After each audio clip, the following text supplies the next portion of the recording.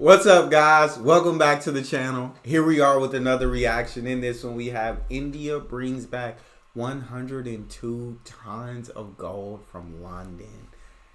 Hey, India, slowly. Give me that gold back. Give me that gold. We don't need y'all to store our gold for us no more. We want it back. I'll bring it back this way. Bring the truck back. The trucks up. Before we dive in, if you guys happen to enjoy this, please don't forget to subscribe. Give the video a thumbs up. And if you would like to support this channel by becoming a member, all you gotta do is smash that join button to receive your exclusive benefits. Let's get right to it. Yesterday was Dhanteras in India, a festival that comes right before Diwali. A lot of Indians like to buy gold on this day. It's seen as very auspicious. Just ask the RBI. Even they have jumped in on the Dhanteras craze. As you know, the RBI is India's central bank, the Reserve Bank of India. Yesterday, they revealed a key development. The RBI secretly shipped 102 tons of gold from London to India.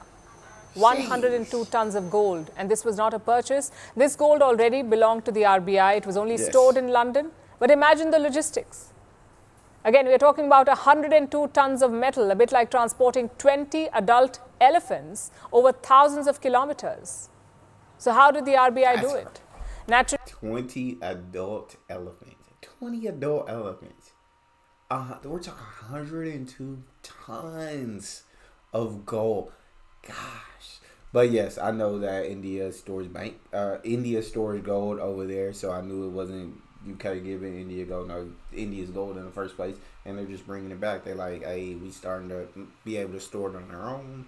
We don't need y'all to store it for us anymore, so we're gonna start bringing it back. Actually, they have not revealed everything, but reports say special flights were chartered, security was stepped up, and once in India, all taxes and customs were waived. Overall, a successful mission. Nice. The RBI has vaults in Mumbai and Nagpur. Chances are the gold will be stored there.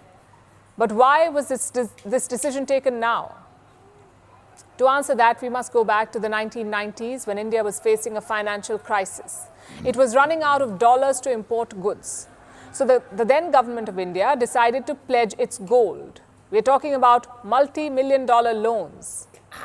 You can't get them in your local gold market. You need global trade centers like New York or London. So the RBI sent tons of gold to the Bank of England. This gold was pledged there in exchange for a loan. Of course, the loans have long been repaid, but India's gold remained there, and logistically it did make sense. Yeah. The gold would be near the London bullion market, so if the need came, it could be easily accessed. There you go. Then why is it being brought back now? Well, because of two reasons. One, India's foreign reserves are very healthy now. They stand at $688 billion, enough to cover more than 11 months of imports. So the RBI is more confident. A repeat of the 1990s looks virtually impossible now. Secondly, because of geopolitics. Yes, Britain is on good terms with India, but equations can always change. And if they do, a big chunk of our gold will be on British soil. What if they decide to freeze it? Or worse, sell it off? That's what the West is doing to Russia. Yeah, we saw that the US froze so much, billions of Russia's money, and they froze it. So, yeah, I can understand. Things change. Things change. They're on good terms right now, but things change. You don't know if they go into a conflict with all your gold being in London. They decide to freeze it. It's on their soil. They're going to do what they're going to do. And so, yeah, get your gold back up out of there. London, I'm going to need that gold. We done paid y'all loans, and we let y'all hold it for us because it made more sense. But now, bring that gold back home. Ukraine war started, Russia had around $600 billion in reserves. That's gold plus currencies plus assets. Nearly half of that was held abroad, mostly in Western countries, $300 billion. Frozen. And what did the West do? They froze those $300 billion in assets, meaning Russia could not access its own wealth. Now, don't get me wrong. India and Britain are not going in that direction. But it's always better to have your assets at home, especially if your economy is robust. Agreed. The RBI is thinking along the same lines. They have around 855 tons of gold in reserves. 855 tons. Around 510 tons of that is now held at home. Jeez. So more than half is within India. There you go. A similar operation was done in the month of May this year as well. The RBI Yes. brought 100 tons of gold from London. And I reacted to that. And now another 102 tons. Should we expect more in the future? Reports say the government is open to such operations, but not this year. And it's not just about repatriating gold, it's also about stocking up. The RBI bought 32 tons of gold from April to September. Oh, Gold dang. made up 8% of the reserves in the month of March. Now it makes up more than 9% of India's reserves. So they're not just bringing gold back, they're also buying gold. Clearly, the Reserve Bank is on a buying spree. The question is why? Because gold is a safe asset. It is not volatile. It is reasonably liquid. And it can diversify your reserves. You may have noticed that in recent times. When there is a war or natural disaster, gold prices remain stable or they increase, which is very different from currencies or oil, which can go either way. So it's a good backup for central banks. It's good for them to have more gold. In fact, central banks hold nearly 20% of all gold ever mined. Dang. We have a list. The US has around 8,000 tons of gold. Germany has more than 3,000 tons of gold. Italy has more than 2,400, and so does France. But guess who outranks all of them? Indian households.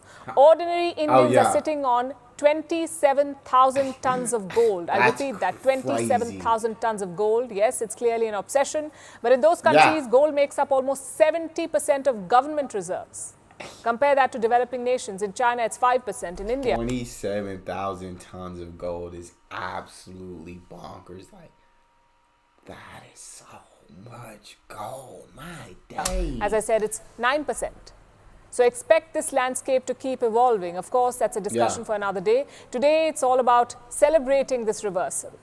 From pledging gold abroad in the 1990s to proudly bringing it back home now. It's a story of India's economic resilience and rise. India out here living a dream. India out here living life. They're bringing their gold back home. And that makes complete sense. They said they're done for the year.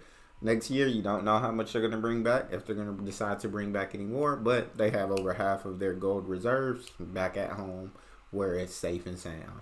And then Indian household. I did know Indian households had like a lot of gold, had more gold than any other country in the world. But 27,000 tons of gold. My days. I can't even wrap my brain around that or fathom that. And gold seems to be a very valuable asset in terms of the prices remain stable through war, through so much. So gold is something you can always lean back on. That's all we have. If you guys enjoyed that, don't forget to subscribe. Give the video a thumbs up. Check out the next one. I'll see you guys next time.